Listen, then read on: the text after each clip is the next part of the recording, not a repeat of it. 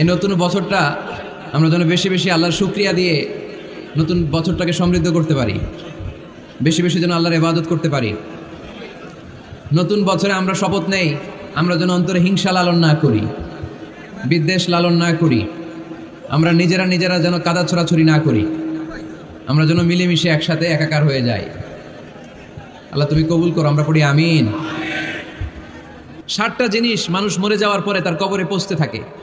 ইন্না মিম্মা ইয়ালহাকুল মুমিন মিন হাসানাতিহি বা'দা মাউতিহি, মানুষ মরে যাওয়ার পরেও যে 60টা জিনিস তার কবরে পৌঁছায় তার মধ্যে একটা হচ্ছে মসজিদান বানাহু, সে যে মসজিদ বানিয়ে গিয়েছে ওই মসজিদের সওয়াব। সুবহানাল্লাহ পড়েন। আপনি টাকা দিয়ে মসজিদ বানিয়ে দিলেন, ওই মসজিদে মুসল্লিরা নামাজ পড়ে, রোজাদাররা এসে ওখানে ইফতার খায়, তাহাজ্জুদ আদায়কারীরা তাহাজ্জুদ পড়ে, তাদের সওয়াবের কমতি হবে না, কিন্তু তাদের সওয়াবের একটা পার্সেন্টেজ সওয়াব যে ব্যক্তি মসজিদ বানালো তার আমলনামায় আল্লাহ ঢুকিয়ে দেয়। সুবহানাল্লাহ বলতে পারলেন না?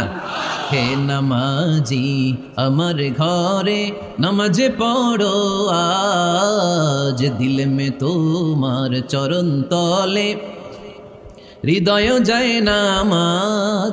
হে নামাজি আমার ঘরে নামাজে পড়ো আজ, দিল মে তোমার চরণ তলে হৃদয় যায় নামাজ। পড়েন আল্লাহু আকবার।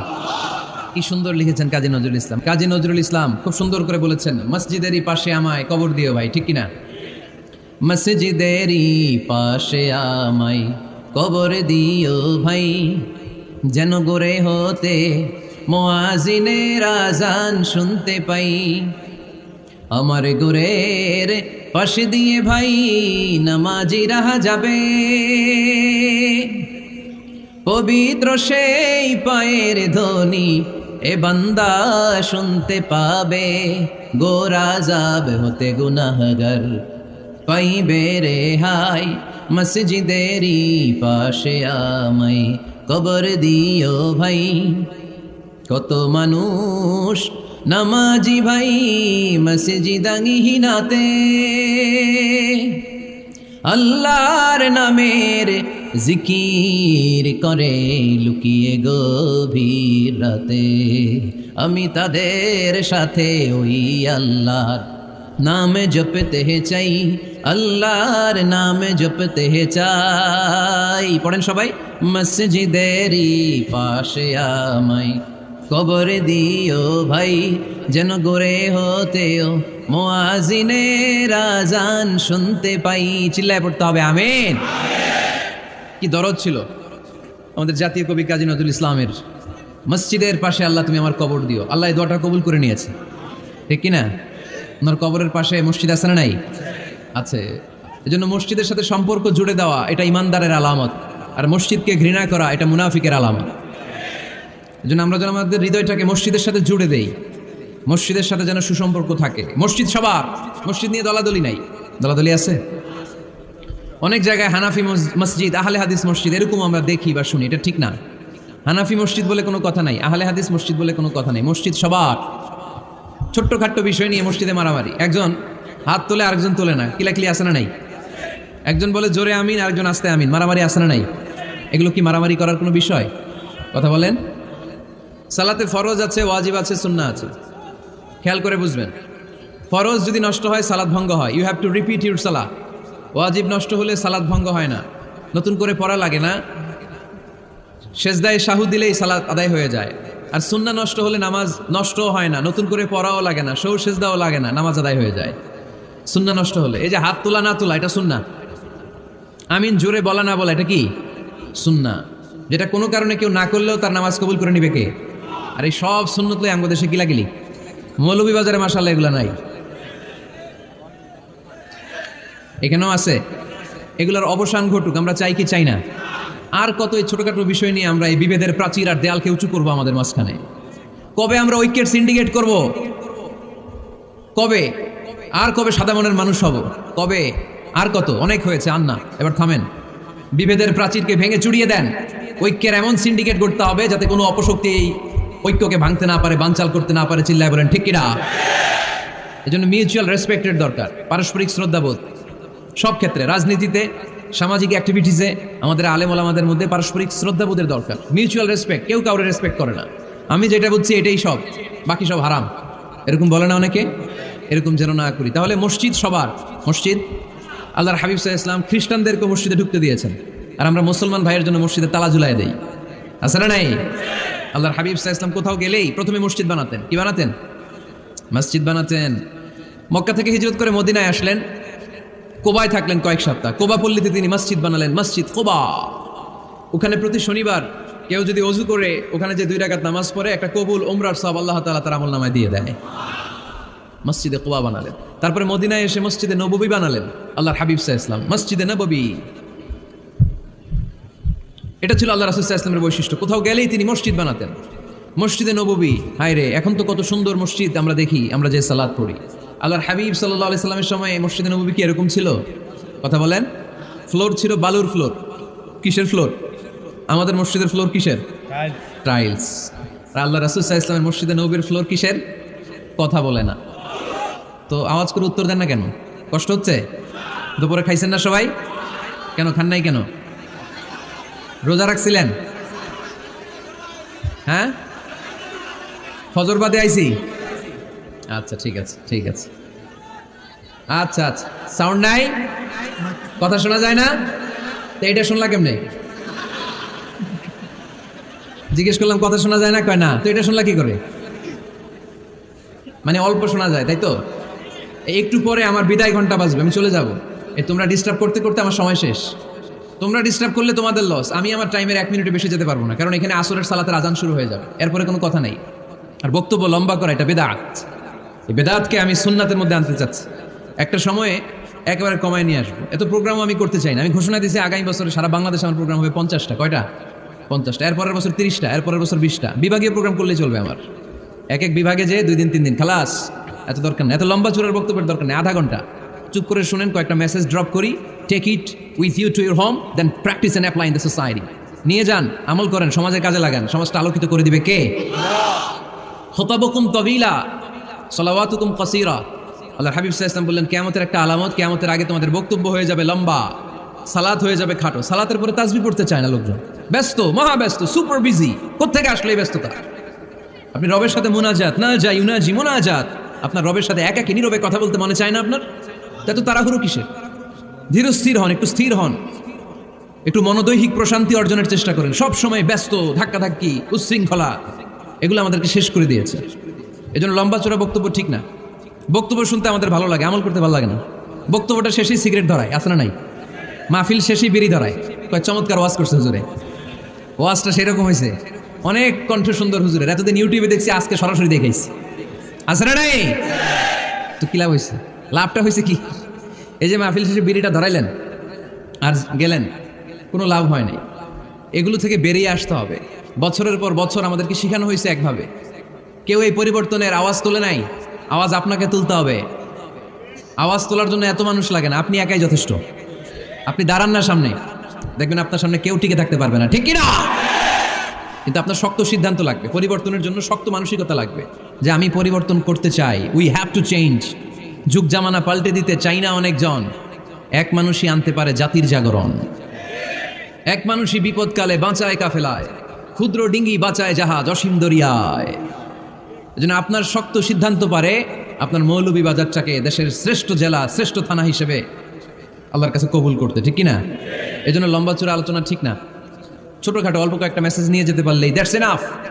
One of the minor sign before the day of judgment, your Islamic lectures will be very longer and your salah 5 times a day will be shorter. কিয়ামতের আগে বক্তব্য লম্বা, নামাজ খাটো, তাসবিহ পড়ে না, ব্যস্ত, মহাব্যস্ত। এই মহাব্যস্ততা ছাড়েন, কোরআন সুন্নাহর দিকে ফিরে আসেন। বরকত দিবে কে? বিশ্বনবীর মসজিদে নববীর ফ্লোর বালুর ফ্লোর ছিল, আমাদের ফ্লোর টাইলস। আল্লাহর হাবিব সাল্লাল্লাহু আলাইহি ওয়াসাল্লামের মসজিদে বালি নিচে, এই বালিতে নামাজ পড়তেন। বৃষ্টি হলে কাদামাটি হয়ে যেত, কাদামাটিতেই সেজদা করতেন। সেজদা করলে কাদার মাটি আল্লাহর হাবিব সাল্লাল্লাহু আলাইহি ওয়াসাল্লামের নাকে আর কপালে লেগে যেত। তিনি সালাম ফিরিয়ে সাহাবাদের দিকে মুখ ফিরিয়ে বসলে দেখতেন প্রতিটা সাহাবীর নাকে আর কপালে কাদার মাটি মিশে আছে। তার মানে প্রিয় নবী সাল্লাল্লাহু আলাইহি ওয়াসাল্লামের মসজিদে নববী ছিল কাঁচা, কিন্তু মুসল্লি ছিল পাকা। আমাদের মসজিদগুলো হয়েছে পাকা, কিন্তু মুসল্লি কাঁচা, ঠিক কিনা? ফজরের সালাতে মানুষ নাই। ইমাম সাহেব আছেন কে কে এলাকায়? দেখি ইমাম, মসজিদের ইমাম, মাশাআল্লাহ। আপনাদের এইখানে ওই মসজিদে ফজরের নামাজে কয় কাতার হয়? 5 জন 6 জন? কেনে এত কম? কেনে? হ্যাঁ, আসে না, আসতে চায় না লোকজন। তো এই যে 5-6 জন ফজরের সালাতে, কল্পনা করতে পারেন ফজরের সালাতে এত কম লোক, ফজরের জামাতে লোক যায় না, এটা একটা মহামারী। যেদিন ফজরের জামাতের দৃশ্য আর জুমার নামাজের দৃশ্য একরকম হয়ে যাবে, ওই দিনই বাংলাদেশে ইসলাম কায়েম হয়ে যাবে। এখন স্লোগান তুলে বিপ্লব বিপ্লব, ইসলামী বিপ্লব, আর ফজরের সময় আমি কম্বলের ভিতরে, আছে না নাই? কোনো বিপ্লব হবে না। ফজরের নামাজ জামাতে পড়ুন, সকালটারে বরকতময় করে দিবে কে? আল্লাহর হাবিব সাল্লাল্লাহু আলাইহি ওয়াসাল্লামের মসজিদ ছিল সবার জন্য উন্মুক্ত, এখানে সবাই আসতে পারতো। এজন্য মসজিদ হবে সবার, আমরা মসজিদের আবাদকারী হতে চাই। এজন্য রাব্বুল আলামিন বলেন, ইন্নামা ইয়া'মুরু মাসাজিদাল্লাহি মান আমানা বিল্লাহি ওয়াল ইয়াউমিল আখির ওয়া কামাস সালাতা ওয়া আতাজ যাকাতা ওয়া লাম ইয়াখশা ইল্লাল্লাহ ফাআসা উলাইকা আন ইয়াকুনু মিনাল মুহতাদিন। সুবহানাল্লাহ পড়েন। রাব্বুল আলামিন বললেন, মসজিদের আবাদকারী হবে তারা যারা আল্লাহর প্রতি ঈমান আনে, আখিরাতের প্রতি ঈমান আনে, যারা সালাত কায়েম করে, যারা যাকাত আদায় করে, যারা দুনিয়ার কাউকে ভয় পায় না, ভয় পায় একজনকে, চিল্লায় বলেন তিনি কে? যাদের হৃদয়ে আছে আল্লাহর ভয়, তারা কবু পথ ভুলে যায় না। আল্লাহর প্রেম ছাড়া এই দুনিয়া কারো কাছে কোনো কিছু চায় না, ঠিক কিনা? তাহলে যারা মসজিদের আবাদকারী, এরা ভয় পায় একজনকে, চিল্লায় বলেন তিনি কে? মসজিদের আবাদকারীদের প্রথম গুণ, তারা আল্লাহয় বিশ্বাস করে, তারা আখিরাতে বিশ্বাস করে, তারা সালাত কায়েম করে, তারা যাকাত আদায় করে, তারা আল্লাহ ছাড়া পৃথিবীর কাউরে ভয় পায় না। আল্লাহ বলেন, ফাআসা উলাইকা আন ইয়াকুনু মিনাল মুহতাদিন, আশা করা যায় তারাই হলো হেদায়েতের রাস্তার উপরে আছে, ঠিক কি না? তারাই মসজিদের আবাদকারী, যারা মসজিদে যায়, সালাত আদায় করে। এখন মসজিদের আবাদকারী আপনি হতে চান, আপনি মসজিদে যান না, আপনি আবাদকারী হতে পারবেন? মসজিদের অনেক সভাপতি আছে, মসজিদে যায় না, আছে না নাই? মৌলভীবাজারে এই সমস্যা বোধহয় নাই। মসজিদের সেক্রেটারি মসজিদে যায় না, আছে না নাই? তাহলে হইলো, এটা হইলো, এটা মেনে নেওয়া যায়? এই জন্য সভাপতি সাহেবরা, আপনি কষ্ট করে মসজিদ বানিয়েছেন, মসজিদে যাবেন। সভাপতি সাহেব আপনি মসজিদে যাবেন, সেক্রেটারি সাহেব আপনি মসজিদে যাবেন, তাহলে আপনি সঠিক মসজিদের আবাদকারী হবেন, ঠিক কিনা? আমরা মসজিদের আবাদকারী হতে চাই, ইনশাআল্লাহ পড়েন। উমরানুল মাসাজিদ, মসজিদের আবাদ কি করে করতে হয়? মসজিদ আবাদ করার এক নাম্বার মাধ্যম হচ্ছে মসজিদ নির্মাণ করা। কি করা? নির্মাণ করা। খেয়াল করবেন, আল্লাহর হাবিব সাল্লাল্লাহু আলাইহি ওয়াসাল্লাম বলেছেন, মান বানা মসজিদান মিন মালিহি ফিদ দুনিয়া বানাল্লাহু লাহু বাইতান ফিল জান্নাহ। যে ব্যক্তি নিজের পকেটের টাকা খরচ করে দুনিয়াতে মসজিদ বানায়, আল্লাহ তাআলা তার জন্য জান্নাতে ঘর বানায়। 60টা জিনিস মানুষ মরে যাওয়ার পরে তার কবরে পৌঁছতে থাকে। ইন্না মিম্মা ইয়ালহাকুল মুমিন মিন হাসানাতিহি বা'দা মাউতিহি, মানুষ মরে যাওয়ার পরেও যে 60টা জিনিস তার কবরে পৌঁছায়, তার মধ্যে একটা হচ্ছে মসজিদান বানাহু, সে যে মসজিদ বানিয়ে গিয়েছে, ওই মসজিদের সওয়াব। সুবহানাল্লাহ পড়ে। আপনি টাকা দিয়ে মসজিদ বানিয়ে দিলেন, ওই মসজিদে মুসল্লিরা নামাজ পড়ে, রোজাদাররা এসে ওখানে ইফতার খায়, তাহাজ্জুদ আদায়কারীরা তাহাজ্জুদ পড়ে, তাদের সওয়াবের কমতি হবে না, কিন্তু তাদের সওয়াবের একটা পার্সেন্টেজ সওয়াব যে ব্যক্তি মসজিদ বানালো তার আমলনামায় আল্লাহ ঢুকিয়ে দেয়। এজন্য বেশি বেশি মসজিদ বানাতে রাজি আছেন তো? তাহলে মসজিদ আবাদ করার প্রথম মাধ্যম হচ্ছে মসজিদ বানানো। 2 নম্বর মাধ্যম হচ্ছে মসজিদে যে জামাতে সালাত আদায় করা। জামাতে সালাতুল জামাআ তাফদুলু সালাতাল ফাযযি বি27 দারাজা। ঘরে নামাজ পড়লে, একা একা পড়লে যেই সওয়াব, জামাতে পড়লে 27 গুণ বেশি সওয়াব। সুবহানাল্লাহ বলতে পারলেন না? হে নামাজি আমার ঘরে নামাজ পড়ো আজ, দিল মে তোমার চরণ তলে হৃদয় যায় নামাজ। হে নামাজি আমার ঘরে নামাজে পড়ো আজ, দিলে মে তোমার চরণ তলে হৃদয় যায় নামাজ। পড়েন আল্লাহু আকবার। কি সুন্দর লিখেছেন কাজী নজরুল ইসলাম। মসজিদ কেমন যেন মসজিদ তার নিজের ভাষায় আল্লাহর কাছে কেঁদে কেঁদে ফরিয়াদ জানায়, আল্লাহ নামাজিরা আমার ঘরে আসে না, কি সুন্দর টাইলস, কি সুন্দর মুসল্লা, কি সুন্দর এয়ার কন্ডিশন, সব আছে কিন্তু মুসল্লি নাই, ঠিক কিনা? মসজিদগুলো আল্লাহর কাছে ফরিয়াদ জানায়। এজন্য আমরা যেন মসজিদমুখী হই। কি মুখী? আওয়াজ করে বলতে হবে, কি মুখী? মসজিদমুখী। তাহলে মসজিদ আবাদের 1 নম্বর পদ্ধতি মসজিদ বানানো। 2 নম্বর মসজিদে বেশি বেশি যে জামাতে সালাত আদায় করা। 3 নম্বরে মসজিদের সাথে সম্পর্ক জুড়ে দেওয়া, হৃদয়টা যেন সবসময় মসজিদের সাথে লেগে থাকে। আল্লাহর হাবিব সাল্লাল্লাহু আলাইহি ওয়াসাল্লাম বললেন, সাবআতুন ইউযিল্লুহুমুল্লাহু ফি যিল্লিহি ইয়াওমা লা যিল্লা ইল্লা যিল্লু। 7 শ্রেণীর ব্যক্তিকে আল্লাহ তাআলা কিয়ামতের দিন আরশের নিচে ছায়া দিবে, যেদিন আল্লাহর আরশের ছায়া ছাড়া কোনো ছায়া পৃথিবীতে থাকবে না। সেই দিনটা কি এই দিনের মতো? কিয়ামতের দিনটা আজকের এই দিনের মতো হবে? 50,000 বছর হবে, এটা লেন্থ, এটা ডিউরেশন। কাআন সাফসাফা লা তারা ফিহা ইওয়াজা ওয়ালা আমতা, লেভেল প্লেইং ফিল্ড, তামার জমিন। একটু কল্পনা করেন তো ওই দিনটা কত ভয়ঙ্কর। বাবা ছেলেরে চিনবে না ওই দিন, ছেলে বাবারে চিনবে না, স্ত্রী স্বামীকে চিনবে না, স্বামী স্ত্রীকে চিনবে না, পীর সাহেব মুরিদ চিনবে না, মুরিদ পীর সাহেবকে চিনবে না, নেতা কর্মীকে চিনবে না, কর্মী নেতাকে চিনবে না। হায় হায়, ইয়া নাফসি বলে কাঁদবে। সূর্যটা মাথার কাছে চলে আসবে, সূর্যের তাপে মাথার মগজগুলো গলে গলে নাকের ছিদ্র আর কানের ছিদ্র দিয়ে টপ টপ করে বেয়ে বেয়ে পড়বে। তৃষ্ণায় মানুষগুলো পাগল পাড়া, জিহ্বাটা বের হয়ে নাভি পর্যন্ত ঝুলতে থাকবে। সেদিন সবাই পাগলের মতো ছুটতে থাকবে, কোনো ছায়া নাই আল্লাহর আরশের ছায়া ছাড়া।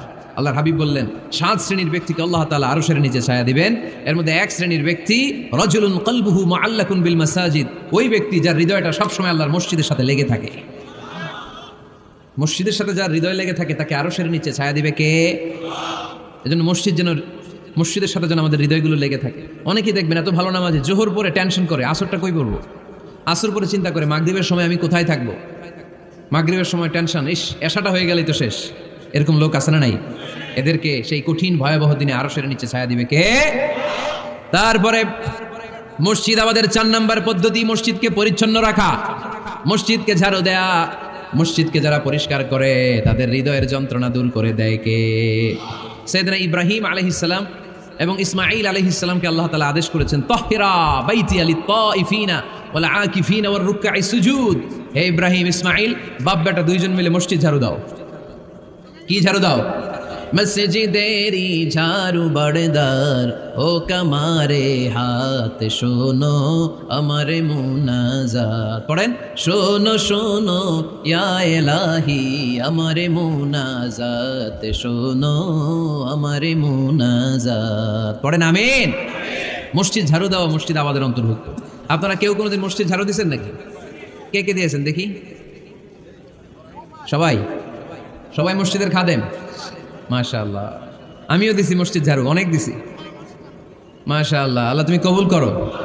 যাদের হৃদয়ে বড় জ্বালা, ফ্যামিলিতে সুখ নাই, শান্তি নাই, তারা হৃদয়ে প্রশান্তি আনতে চাইলে এতিমখানায় যাবেন, এতিমের মাথায় হাত বুলিয়ে দিবেন, এতিমের মুখে খাবার তুলে দিবেন, আপনার হৃদয়টারে নরম করে দিবে কে? আল্লাহর ঘর মসজিদে যাবেন, নিজ হাতে মসজিদটারে একটু পরিষ্কার করে দিবেন, আপনার জীবনটারে উজালা করে দিবে কে? তাহলে এগুলো করার মাধ্যমে আমরা মসজিদের আবাদ করতে চাই। আমরা মসজিদের আবাদকারী হতে চাই কি চাই না? আল্লাহর ঘর মসজিদ আবাদ করার মতো শ্রেষ্ঠ কাজ পৃথিবীতে হতে পারে না। এই মসজিদের কিছু আদব আছে, আল্লাহ রাসূল সাল্লাল্লাহু আলাইহি ওয়াসাল্লাম বলেছেন এই আদবগুলো মেনটেন করে যেন আল্লাহর ঘর মসজিদের সাথে আমরা ব্যবহার করি। মসজিদের 1 নম্বর আদব হচ্ছে মসজিদে ওযুর সাথে প্রবেশ করা। কিসের সাথে? ওযু করে পরিচ্ছন্ন হয়ে মসজিদে প্রবেশ করা। এজন্য অপবিত্র অবস্থায়, গোসল ফরজ, এরকম অবস্থায় মসজিদে ঢোকা যাবে? কথা বলেন, ঢোকা যায়? যেই নারীদের মাসিক চলতেছে, মেনস্ট্রুয়েশনাল পিরিয়ড চলতেছে, ওই নারীদের পক্ষে মসজিদে ঢোকা জায়েজ আছে? নাই। তাহলে এটা হলো 1 নম্বর আদব। মসজিদে ঢোকার সময় কি করে ঢুকবো? ওযু করে। আওয়াজ করে বলেন, কি করে ঢুকবো? ওযু করে। 2 নম্বর আদব হচ্ছে মসজিদে যাওয়ার সময় সবচেয়ে ভালো জামাটা পরে যাব, সবচেয়ে ভালো পাঞ্জাবিটা পরে যাব। জান তো আপনারা? না সবচেয়ে সিরাটা পরে যান? হ্যাঁ, অনেকের নামাজের জন্য একটা পুরান জামা আছে, সিরা পাড়া, এদিকে হাত উঠালে দেখতে দেখা যায়, আছে না নাই? সবচেয়ে সিরা পাড়াটা রাখে নামাজের জন্য, কপাল পোড়া। আর সুন্নাতে খাতনার অনুষ্ঠানে গেলে মাশাআল্লাহ লেহেঙ্গা গায়ে দেওয়া যায়, আছে না নাই? না, আপনি ইবাদতের জন্য সবচেয়ে সুন্দর জামাটা রাখবেন। এজন্য রাব্বুল আলামিন বলেন, ইয়া বানি আদম খুযু জিনাতাকুম ইনদা কুল্লি মসজিদ। ও বনি আদম, তুমি যখন আল্লাহর ঘর মসজিদে ঢুকবা, ও বনি আদম, তুমি যখন নামাজের মুসল্লায় দাঁড়াবা, তোমার সবচাইতে দামি, সবচাইতে সুন্দর জামাটা গায়ে দিয়ে তুমি নামাজে দাঁড়াও। ঠিক কি না? তাহলে এখন মসজিদে যাওয়ার সময় কি গায়ে দিয়ে যাবেন বলেন? খিতা করবেন? হ্যাঁ, মাশাআল্লাহ, হ্যাঁ, সবচেয়ে ভালো কাপড়টা আয়রন করে পারফিউম মেখে তারপরে আমরা যাব। রাজি আছেন তো? 3 নম্বর আদব হচ্ছে মসজিদে ঢোকার সময় বাম পা দিয়ে ঢুকতে হয়। কোন পা? আরো জোরে। এদেরকে গুতা মারা লাগে, নাইলে আওয়াজ বাড়ে না, এরকম ভলিউম টাইট করতে হয়। ভলিউম হাই করলে আর পরে বাড়ে, এমনি বলতে চায় না। আর ঘটনা কি? হ্যাঁ, খায় নাই। বদরের যুদ্ধ হয়েছিল রমাদানে, কোনো সাহাবী খায় নাই, না খাইয়া একেবারে সাইজ করে দিছে কাফেরদেরকে। আমরা না খেলেও আমাদের হৃদয়ে ইমানি শক্তি আছে না নেই? এই তো বোঝা যাচ্ছে ইমানি শক্তি আছে। এতক্ষণ আসলে কই? তো মসজিদে ঢোকার সময় কোন পা দিয়ে? এগুলো মনে থাকে আমাদের, ভুলা যাই আমরা, খেয়াল থাকে না তো এগুলা। এত কিছু মনের মধ্যে রাখলে এগুলো মনে থাকবে কেমনে? মসজিদে ঢুকার সময় কোন পা? আরো জোরে। বেরোয়ার সময় কোন পা? মনে থাকবে? মসজিদে যখন ঢুকবেন ডান পা দিয়ে ঢুকবেন, আর দোয়া পড়বেন আউযু বিল্লাহিল আযীম ওয়া বিওয়াজহিল কারীম ওয়া সুলতানিহিল কদীম মিনাশ শাইতানির রাজীম। বিষ্ণু সাল্লাল্লাহু আলাইহি ওয়াসাল্লাম বললেন, যে ব্যক্তি মসজিদে ঢোকার সময় এই দোয়াটা পড়বে, শয়তান আফসোস শুরু করে, সে বলে হায় হায়, আজকের দিনের জন্য, সারা দিনের জন্য তো তুই আমার ওয়াসওয়াসা থেকে বেঁচে গেলি, আজকের সারা দিনের জন্য তোরে আমি হারালাম, আজকের সারাটা দিন আল্লাহর পক্ষ থেকে প্রোটেকশন নিয়ে তুই বেঁচে গেলি, আজকের জন্য যা, কালকে তোরে আমি ধরবো। এজন্য এই দোয়াটা পড়ার দরকার আছে না? আউযু বিল্লাহিল আযীম ওয়া বিওয়াজহিল কারীম ওয়া সুলতানিহিল কদীম মিনাশ শাইতানির রাজীম। 4টা বাক্যের দোয়া। মুখস্থ করতে কষ্ট হলে যে ইউটিউবে চলে যাবে আজকেই, ওখান থেকে শুনে আপনারা মুখস্থ করে নেবেন, এই দোয়াটা পড়বেন, তাহলে ওই দিনের জন্য শয়তানের ওয়াসওয়াসা, টেম্পটেশন, প্রভোকেশন থেকে আপনি আল্লাহ তাআলার প্রোটেকশনে চলে গেলেন। সুবহানাল্লাহ পড়েন। তারপর আল্লাহর হাবিব বললেন, ঢোকার আগে আমারে সালাম দাও। পড়বেন আসসালামু আলাইকা আইয়ুহান নাবিয়্যু ওয়া রাহমাতুল্লাহি ওয়া বারাকাত। এই 2টা জিনিস যখন করে ফেললেন, তখন ডান পা দিয়ে পড়বেন আল্লাহুম্মা আফতাহ লি আবওয়াবা রাহমাতিক। সুবহানাল্লাহ পড়েন। আল্লাহুম্মা আফতাহ লি, ও আল্লাহ আমার জন্য তুমি খুলে দাও আবওয়াবা রাহমাতিক, তোমার রহমতের দরজা। তার মানে মসজিদে ঢুকলে রহমত পাওয়া যায় কি যায় না? মসজিদে ঢুকলে পাওয়া যায় রহমত, মসজিদের বাইরে রহমতের কথা আল্লাহ বলে নাই, মসজিদের ভিতরে রহমত। কোথায় রহমত? কোথায়? মসজিদের ভিতরে রহমত আছে না? তার প্রমাণ, মসজিদে ঢুকলেই শান্তি লাগে কেমন জানি, আর ঘুমে ধরে। মসজিদে ঘুমাইছেন কারা কারা দেখি? সবাই ঘুমাইছেন? আরে আমি কত ঘুমাইছি। জুমার নামাজের সময় যে কি ঘুম আসে, আসে আসে, কমন পড়ছে, একেবারে কমন পড়ে গেছে। ঘুম আসে কারণ রহমতের ঝিরি ঝিরি বাড়িধারা আল্লাহ তাআলা আরশের উপর থেকে নাজিল করতে থাকে, আর এই রহমতের কারণে হৃদয়টা প্রশান্ত হয়ে যায়, অনেকের ঘুমও চলে আসে, ঠিক কি না? এজন্য আল্লাহুম্মা আফতাহ লি আবওয়াবা রাহমাতিক, ও আল্লাহ তোমার রহমতের দরজাগুলো আমার জন্য খুলে দাও। এই দোয়া পড়লে রহমতের দরজা খুলে দেয় কে? আবার মসজিদ থেকে যখন বের হবেন তখন কোন পা দিয়ে? জোরে বলেন। বাম পা দিয়ে কি পড়বেন? আল্লাহুম্মা ইন্নী আসআলুকা মিন ফাদলিক, ও আল্লাহ তোমার কাছে আমি তোমার পক্ষ থেকে ফদল চাই, মানে রিজিক চাই, রিজিক দেওয়ার মালিক কে? তার মানে খুব সোজা সাপটা কথা হচ্ছে, মসজিদের ভিতরে পাওয়া যায় রহমত, আর বাইরে পাওয়া যায় ফদল বা রিজিক। বাইরে পাওয়া যায় কি? রিজিক। মসজিদের ভিতরে রিজিক আছে, তার মানে সারাদিন মসজিদে বসে থাকলে রিজিক মিলবে? নামাজের সময় নামাজ পড়তে হবে, কাজের সময় কাজ করতে হবে, এটাই হচ্ছে ইসলামের বিধান। নামাজের সময় নামাজ, কাজের সময়, আমি প্রশ্ন করবো আওয়াজ করে উত্তর দেন, নামাজের সময়, কাজের সময়, নামাজের সময়, কাজের সময়, এটা মনে থাকবে। এজন্য আল্লাহ বলেন ফাইদা কুদিয়াতিস সালাতু ফান্তাশিরু ফিল আরদি ওয়াবতাগু মিন ফাদলিল্লাহ, যখন তোমাদের সালাত শেষ হয়ে যায় আল্লাহর রিজিক অন্বেষণের জন্য আল্লাহর জমিনে তোমরা ছড়িয়ে যাও। নামাজের সময় আসবেন, নামাজ শেষ বের হয়ে যান, ফান্তাশিরু ফিল আরদ, জমিনে ছড়িয়ে পড়ো। নামাজ শেষ চেয়ারম্যান সাহেব চলে যাবে ইউনিয়ন পরিষদের ভেতরে, ছাত্ররা চলে যাবে হাই স্কুলে, মেম্বার অফ দ্য পার্লামেন্ট চলে যাবে সংসদে, সেনাবাহিনীর লোকেরা চলে যাবে ক্যান্টনমেন্টে, ব্যবসায়ীরা চলে যাবে তাদের বাজারে, সিএনজি ওয়ালারা সিএনজি নিয়ে ব্যবসা শুরু করবে, রাস্তায় নেমে যাবে, চিল্লায় বলেন ঠিক কিনা? এটাই ইসলামের বিধান। নামাজের সময় নামাজ, কাজের সময়। আচ্ছা, তাহলে প্রথম সুন্নাত পেলাম, পবিত্র হয়ে ঢুকবো, ভালো জামা পরে ঢুকবো 2 নাম্বার। 3 নাম্বার, ঢোকার সময় কোন পা? বের হওয়ার সময়। 4 নাম্বার, মসজিদে ঢুকেই 2 রাকাত। মসজিদে ঢুকে কয় রাকাত পড়েন আপনারা? তাহিয়াতুল মসজিদ, মসজিদে আপনি ওয়েলকাম জানাবেন, ঢুকেই 2 রাকাত পড়বেন, ওযু করলেই 2 রাকাত। আল্লাহর হাবিব সাল্লাল্লাহু আলাইহি ওয়াসাল্লাম মসজিদে নববীতে জুমার খুতবা দিচ্ছেন। খুতবা চলাকালীন সময়ে এক সাহাবী এসে মসজিদের মধ্যে বসে পড়লেন। আল্লাহর হাবিব সাল্লাল্লাহু আলাইহি ওয়াসাল্লাম সাহাবীরে বললেন দাঁড়াও। সাহাবী দাঁড়ালেন। আল্লাহর নবী জিজ্ঞেস করলেন কেন বসে বললা? 2 রাকাত পড়ছো নাকি? সাহাবী বলে পড়ি নাই।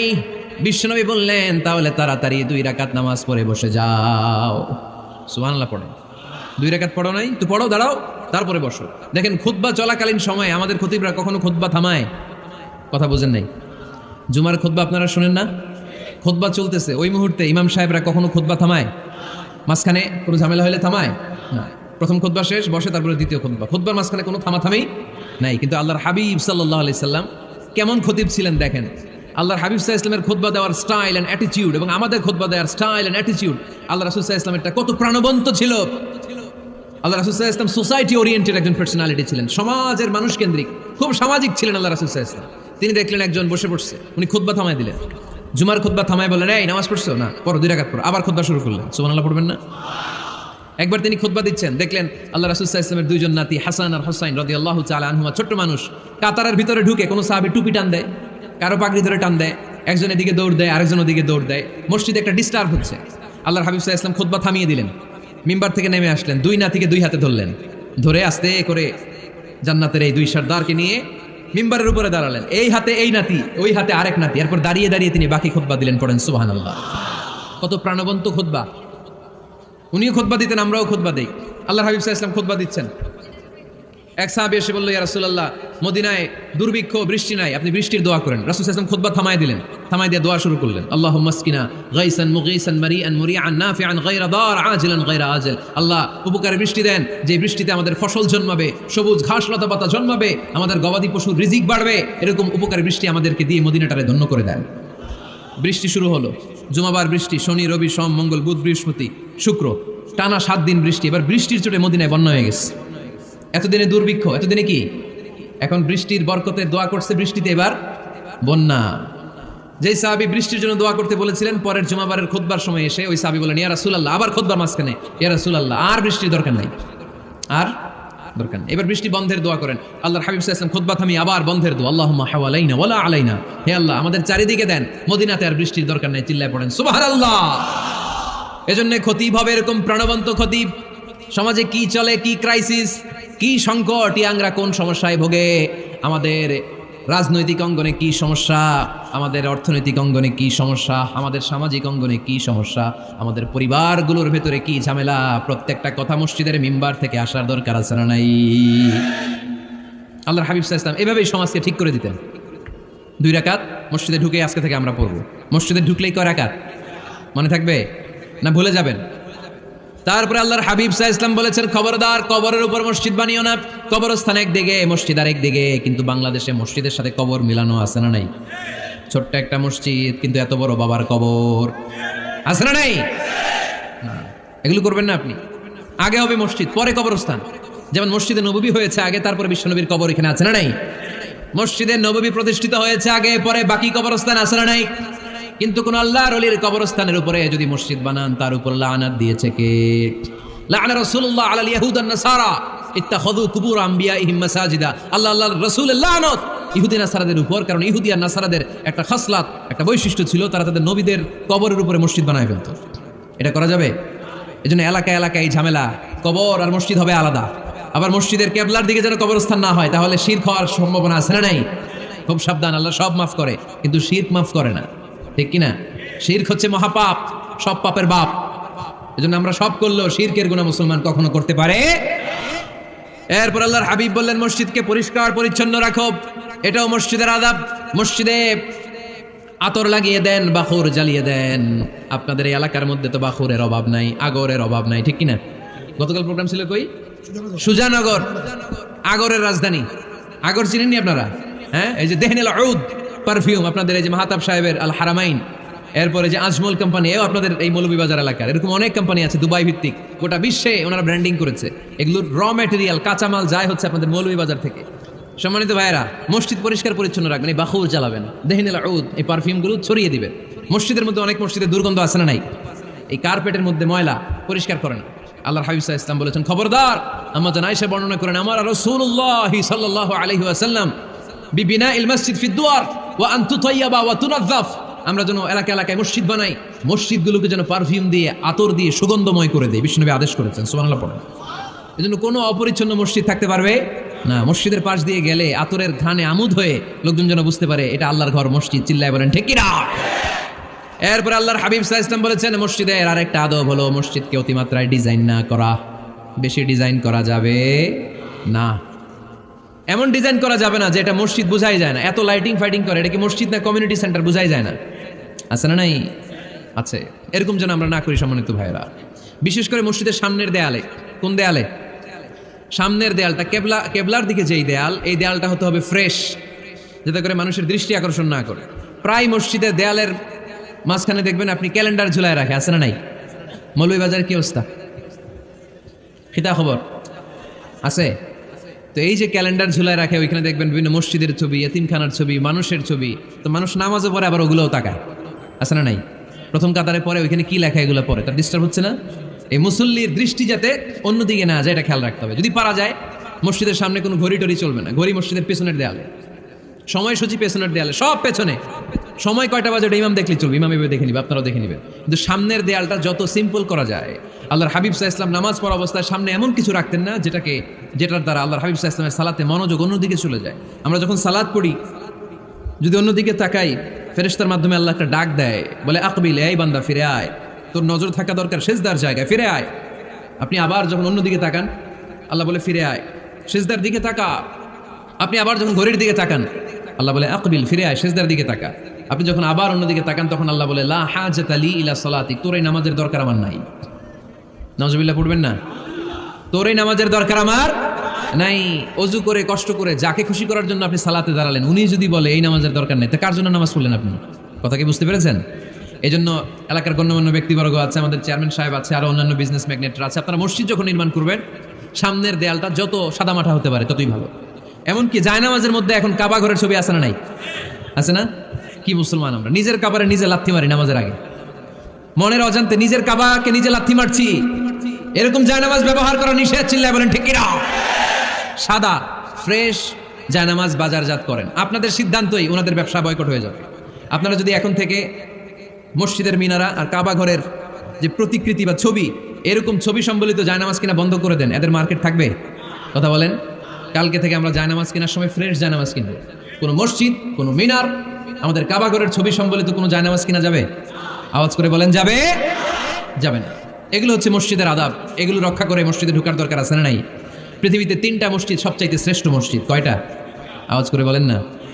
1 নাম্বার মসজিদুল হারাম, ফাওয়াল্লু উজুহাকুম শাতরা, যেখানেই তোমরা নামাজ পড়ো না কেন মসজিদের হারামের দিকে হয়ে নামাজ পড়ো। কেবলা কোন দিকে আজকে? এদিকে, এইদিকে কেবলা। আমি যদি এদিকে হয়ে পড়ি, নামাজ হবে না? হবে না কেন? কারণ কেবলামুখী হয়ে নামাজ পড়া ফরজ, চিল্লায় বলেন ঠিক কিনা? মসজিদুল হারাম পৃথিবীর প্রথম মসজিদ, ওখানে একটা ঘর আছে, ঘরটার নাম হলো কাবা। ইন্না আউওয়ালা বাইতিন উদিআ লিন-নাসি লাল্লাযী বিবাক্কাতা মুবারাকা।